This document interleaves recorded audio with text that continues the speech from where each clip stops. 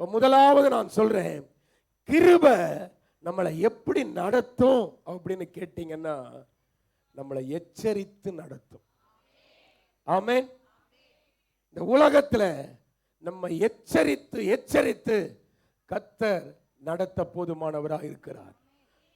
எச்சரிப்பு ஒரு நாளும் நம்மளை பயமுறுத்தாது, நம்மளை பலவீனப்பட வைக்காது, நம்மளை கீழே விழ வைக்காது, நம்மளை பயபக்தி உள்ளவர்களாக்கும். நோவா தேவனுடைய எச்சரிப்பை பெற்ற பொழுது என் வேதம் சொல்லுகிறது, அவன் பலவீனப்படவில்லை, பயபக்தி உள்ளவன் ஆனான். ஆமென். இன்றைக்கு ஒரு சிலரை எச்சரிக்கும் போது அவர்கள், ஏன் பாஸ்டர் நம்மளை இப்படி சொல்றார், ஏன் பாஸ்டர் நம்மளை இப்படி திட்டுறார், எதுக்கு பாஸ்டர் இப்படி சொல்றாருன்னு தவறாய் புரிந்து கொள்ளுகிறார்கள். நான் சொல்லுவேன், நீ கிருபை இல்லாததுனால தான் தப்பா புரிஞ்சுக்கிற.